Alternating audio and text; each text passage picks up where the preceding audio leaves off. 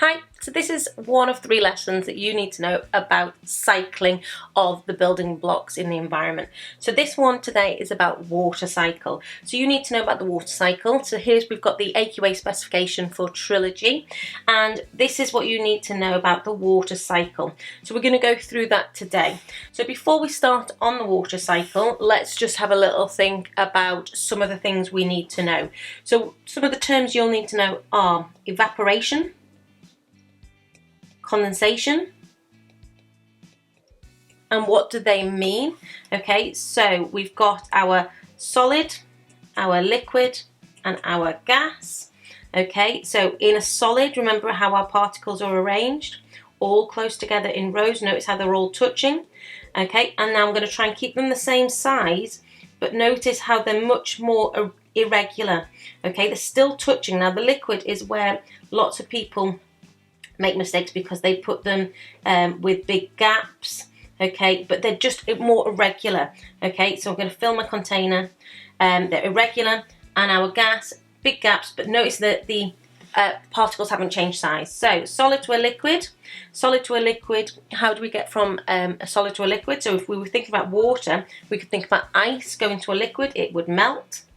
Okay, if our liquid water going to a gas, it would evaporate.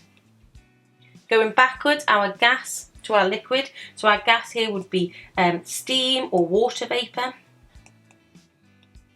So going backwards, our gas to a liquid would be condensing, and our liquid to a solid would be freezing. Okay, so before you move on, make sure you can go through all of that. Another term that you might need to be familiar with is the term precipitation. Okay, again, this links across biology, chemistry, geography. Okay, so precipitation just means to rain. So we're going to go through our water cycle. So where should we start? We'll start with the clouds, shall we? So here's my lovely clouds. Okay, so clouds contain rain. Better word than rain that we've just talked about is precipitation. Okay, so when the clouds get full of water vapor, there'll be precipitation, there'll be rain, and it will come down onto our land, dodgy mountains, okay, and our rivers, going down into our lakes, sea, okay.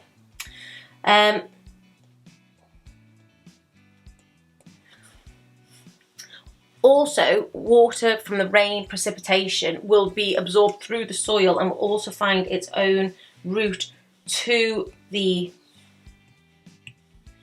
lakes and rivers through groundwater.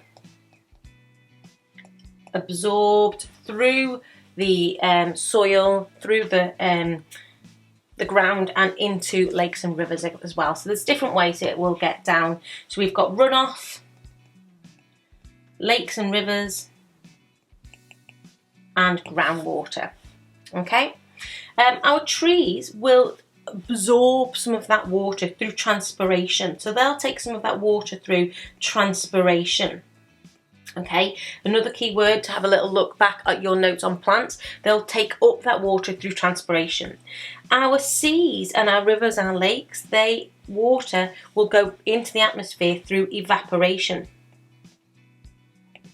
Okay, and we'll have water vapor in the atmosphere. Okay, and then our sun will cause heating and condensation of that water vapor,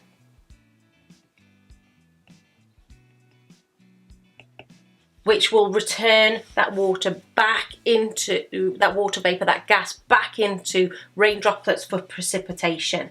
Okay, so you've got condensation, evaporation, precipitation, transpiration, lots of words to look at. So go back through the worksheet, answer the questions based on this topic, making sure that you're clear on all of these key terms.